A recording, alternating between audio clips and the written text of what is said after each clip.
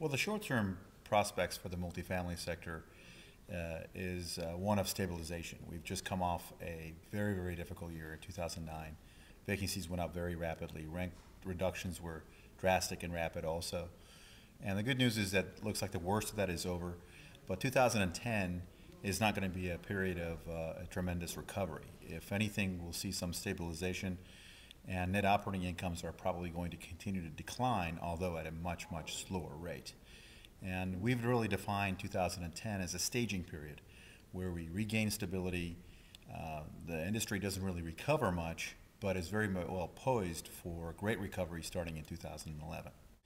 The challenges are really in three different areas. One is that in the short term, the expectation is that job recovery will be very tepid. And the apartment industry is highly dependent on new jobs. The unemployment rate for the 20 to 34-year-old age cohort, which happens to be the typical renter age demographic, is not looking very good. And that unemployment rate is 15%, which is substantially higher than the overall unemployment rate. That's one major problem. The other is the fact that we still have a significant amount of competition from the shadow market, and overall vacant housing units are still increasing. We still have some waves of foreclosure in the single family and investor-owned condo side of the equation coming into the marketplace.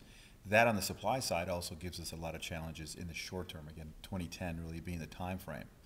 And third, the other challenge is the fact that although we have pent-up demand, although we've had people double up and move home, the preference is still to stay conservative and psychologically to prevent household formation, even though the demographics and statistics support household formation at an economic difficult time.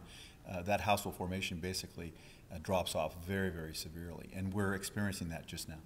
If we fast forward to 2012 and assume that the tepid job growth of 2010, which in past recessions has been much, much stronger coming out of a sharp decline, is replaced by at least 1 or 2 years of above average job growth. And that puts 2011 in a great position for good job growth, above 2.5 probably million jobs, and somewhere between 2.5 and 3 million jobs in 2012. Combined with the fact that by that time the shadow inventory will have been burned off at least substantially, not all the way, but significantly.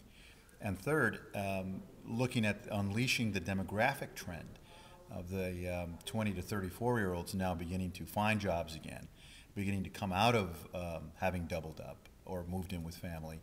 Those three things, plus the reversal of the home ownership rate, the trend that we've been seeing over the past really 24 months of preference to rent versus own, despite the government programs, despite falling home prices, the lending standards for home ownership are going to become tougher. So put all those things together, and I think by the end of 2012, the industry will be in a full-fledged expansion cycle with above average rent growth.